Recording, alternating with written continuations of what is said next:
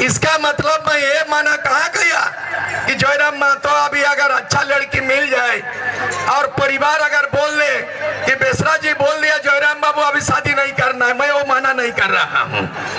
एक दिन ये जिस दिन 2024 में जयराम महतो के नेतृत्व में बहुमत की सरकार बनेगी, उस दिन जयराम महतो सिर्फ दूल्हा नहीं बनेंगे, झारखंड के मुख्यमंत्री जयराम महतो ये बनेंगे।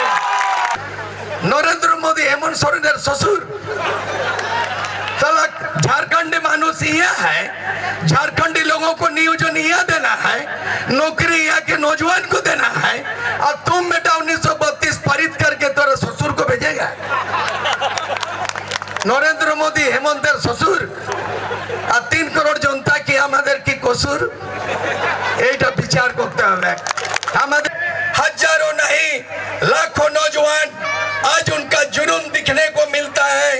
मैं धनबाद गए थे, रांची का आवाज सुना, भाजपा सरकार बनाई, सब जगह जय श्री राम जय श्री राम, लेकिन जब से 1932 का आंदोलन चला, जय श्री राम पूरे झारखंड में जय राम जय राम जय राम जय राम। तो ये जयराम महतो आते ही, ये जयराम महतो ये एक आंधी है, ये तूफान है, ये बदलाव का संकेत है, ये क्रांति का दूत है। इनकी आवाज पूरे झारखंड में गूंज रही है। और मैं आपको वादा करता हूं और मैं आपको वचन देता हूं, मैं किंग नहीं बनूंगा, मैं किंग बनने नहीं आया, मैं बनूंगा। हेलो जयराम महतो के नेतृत्व में झारखंड का तस्वीर बदलेगा। जयराम महतो के नेतृत्व में झारखंडियों के तकदीर बदलेगी। जयराम महतो के नेतृत्व में व्यवस्था परिवर्तन होगा। जयराम महतो के नेतृत्व में, क्योंकि हम लोगों ने इन 22 वर्षों के अंदर में 11 बार सरकार बदलते हुए देखा है। इन 22 वर्षों के अंदर में 5 बार विधानसभा का चुनाव को भी देखा है। इन 22 वर्षों के अंदर में 3 बार राष्ट्रपति शासन को भी देखा है। हम लोगों ने देखा है कि बाबूलाल मरांडी का 2.5 साल का बीजेपी का सरकार को देखा है। हम लोगों ने निर्दलीय एमएलए मधु कोड़ा का 2 साल कांग्रेस जेएमएम की सरकार को देखा है, और 2 साल के अंदर में 4,500 करोड़ भ्रष्टाचार को भी हम लोगों ने देखा है। हम लोगों ने देखा है वो विभाजित बिहार में 1993 में लालू यादव ने चारा घोटाला किया और 950 करोड़ भ्रष्टाचार के मामले में 5 बार उनको 5 साल दोषी ठहराया गया।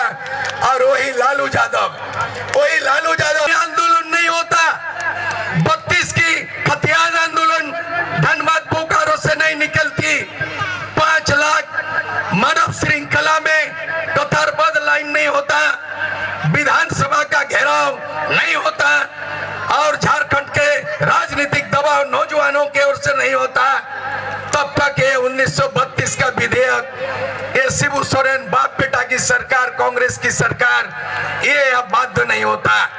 लेकिन ये मानना पड़ेगा कि मैं आपको सबसे बड़ा बधाई देना चाहता हूं ये जयराम महतो के नेतृत्व में, कि आपकी वो आवाज, मेरी एक आवाज से 20,000 नौजवान तैयार हुआ था, और मैंने 20,000 नौजवान को अपना सर्टिफिकेट फाड़ के जला के कसम किया।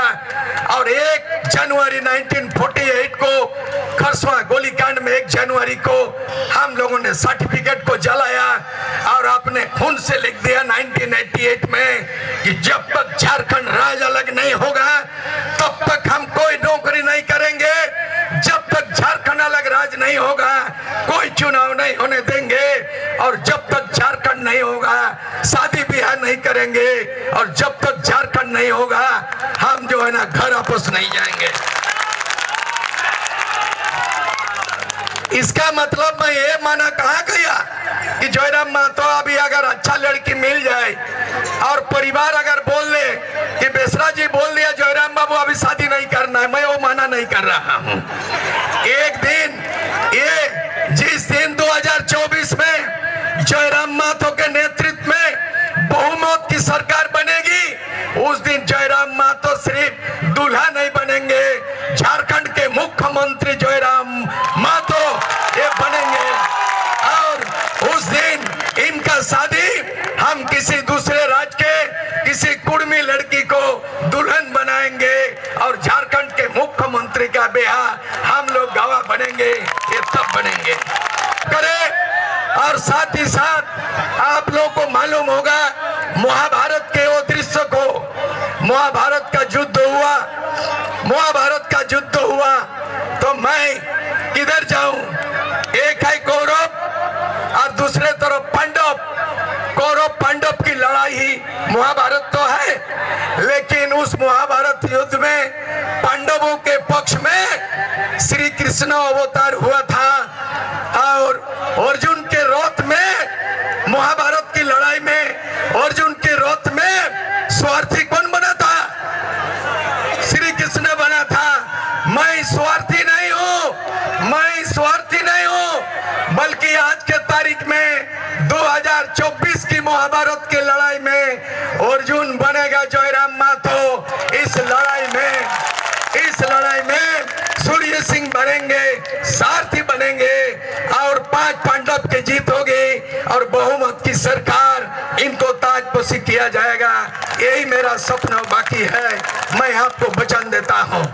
और ये जहां तक खतियान का सवाल है, 32 का खतियान कानून सम्मत कहां तक है, लेकिन इन्होंने एक छल किया है। हेमंत सोरेन ने, आपकी सरकार, आपकी बहुमत की सरकार, आपकी वादा की सरकार, झारखंड मुक्ति मोर्चा 1919 में वादा किया था कि यहाँ के लोगों को 100% नौकरी देंगे, नियोजन नीति बनाएंगे, ग्राम सभा पेशा कानून को लागू करेंगे और कुर्मी माथों को, कुर्मी को एसटी का दर्जा देंगे और 1932 का खतियान को लागू करेंगे। लेकिन अंततः अथवा ये नौजवान के आंदोलन के कारण 1932 का खतियान ये विधेयक बनाया, लेकिन ये विधेयक कहाँ भेज दिया? ये विधेयक भेज दिया पारित करके केंद्र सरकार को। ये मैं कानून का विशेषज्ञ भी है, मैं सुबह शाम संविधान पढ़ता हूँ, मैं पढ़ा लिखा डिग्री का बात नहीं करता हूँ, मैं लॉ पढ़ा हूँ, एमए पढ़ा हूँ, एमएलए बना था, मैं संविधान के विशेषज्ञ हूँ। मैं आपको बता रहा हूँ, ये सवाल पूछना चाहता हूँ हेमंत सोरेन को कि जब वो विभाजित बिहार में 1982 में ऐसा कानून बना कि 1982 में बिहार में कानून बना कि जिले के अंतिम सर्वे सेटलमेंट में जिन पूर्वजों के नाम अंकित है उसी को उसी जिला में मूलवासी माना जाएगा। 1982 से झारखंड राज्य अलग होने के बाद बाबूलाल मरांडी लागू किया और ये कानून झारखंड बनने के बाद 2014 तक बना, 2014 तक बना और ये कानून लागू रहा। लेकिन बीजेपी की सरकार, ये रघुवर दास की सरकार ने ये उस स्थानीय नीति को पलट दिया और 1985 को स्थानीय नीति बनाया। उनके हिसाब से ये है कि जो 1985 में जन्म लिया है वो यहाँ का स्थानीय होगा, 1985 में मैट्रिक पास करेगा स्थानीय होगा और 1985 में जो नौकरी करते हैं वो स्थानीय होगा। और व्यापार बिजनेस को सबको बना दिया और ये समझ लीजिए वो कानून 1985 खारिज हो गया और ये हेमंत सोरेन 1932 का विधेयक पारित किया, लेकिन लागू नहीं हो सकता क्योंकि उसमें लिखा हुआ है कि ये नियम तभी लागू होगा 29 को, 1932 का नीति तभी लागू होगा